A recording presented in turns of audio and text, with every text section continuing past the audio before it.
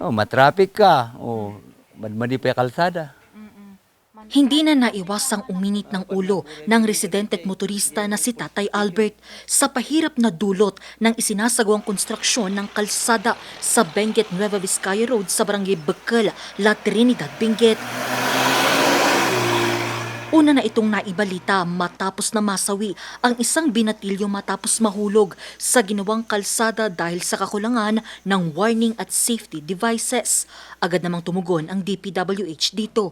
Yun lang sa bisa ng isang memorandum order, isinara ang kalsada simula pa noong June 24. Kaya ang dating biyahe ni Kuya Albert na 20 minuto nagiging 1 oras na.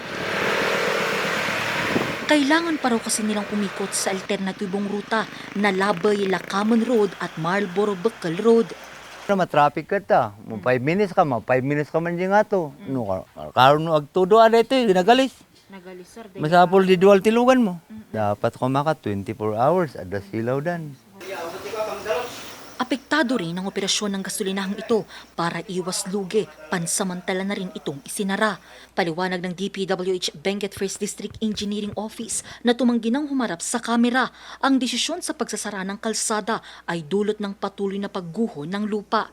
Sa kanilang isinagawang inspeksyon, nakita nila ang patuloy na pagtagas ng tubig sa gumuhong kalsada. Buwan ng Mayo nang mangyari ang isang trahedya kung saan kumitil ng isang buhay ng isang siklista matapos mahulog dito sa gumuhong bangin na nooy nakatenga lamang dahil sa nagdaang bagyo. Pero ngayon pa lang, 1 buwan na ang nakakalipas, unti-unti nang inaayos ng DPWH Benguet First District Engineering Office ang kalsadang ito na target matapos nitong Disyembre. Tutulong din yung kontraktor na mag-backfill sa gilid. Hinihintay nga namin kung may magba-backfill. Pero pa-follow up din uli namin yung request sa province kasi provincial road naman yan.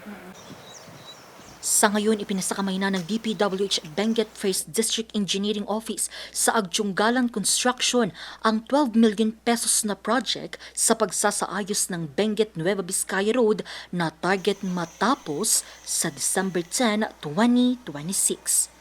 Angel Arquero, RNG News.